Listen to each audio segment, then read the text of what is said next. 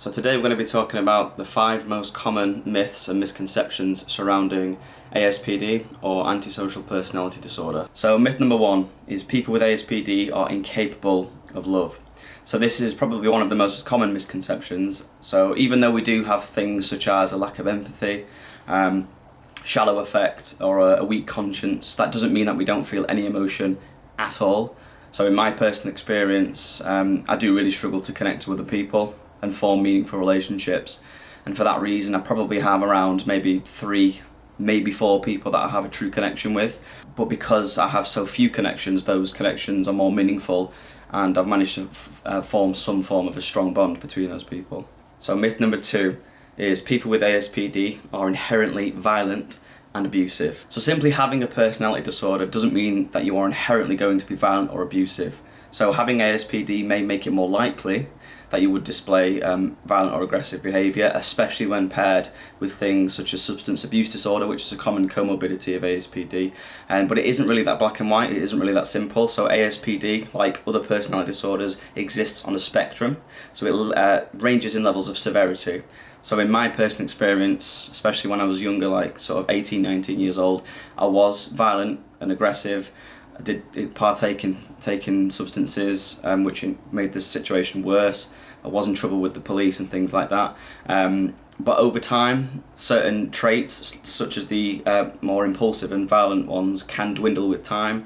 And that's what happened in my experience. I became a lot less impulsive and a lot more in control of those kinds of aggressive tendencies. Some people with ASPD are not necessarily violent at all, and it's completely wrong just to label somebody an abuser simply because they have a personality disorder. Myth number 3, so ASPD is untreatable.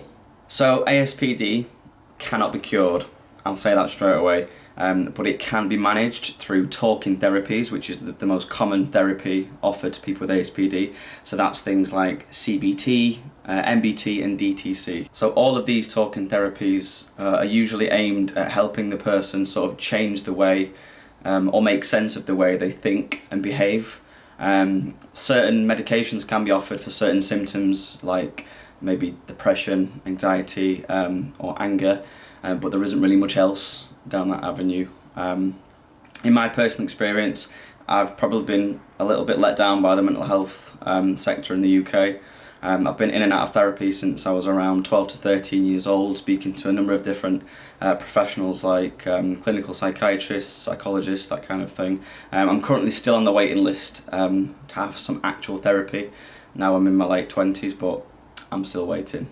So as I said earlier, as with certain ASPD symptoms, they can dwindle with age. As I said earlier, particularly with me, it was the impulsivity.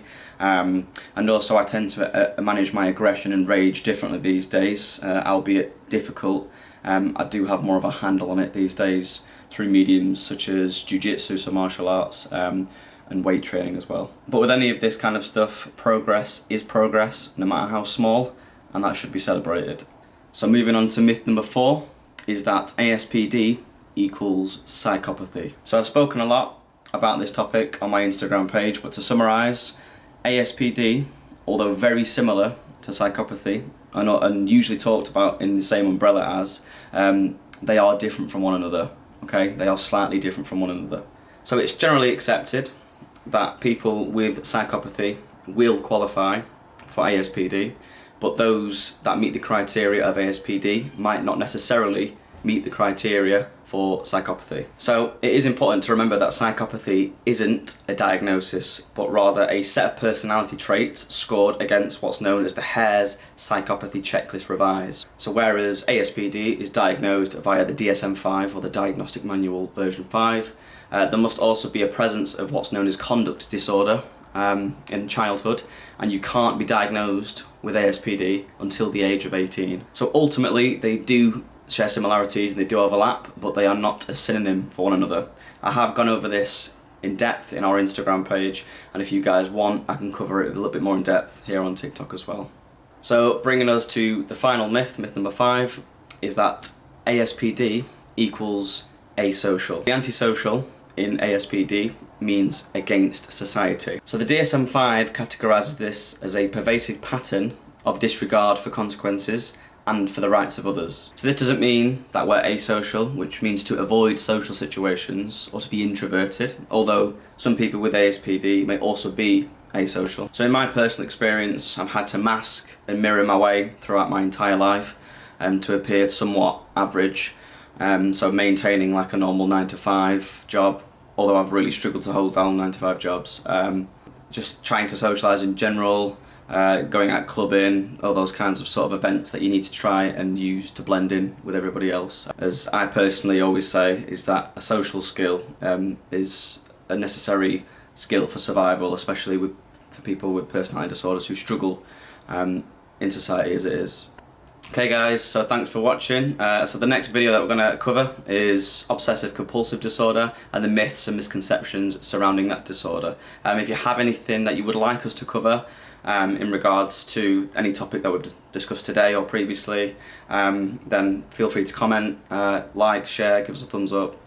Yeah, give us a follow over on Instagram and YouTube as well. Cheers guys, thank you.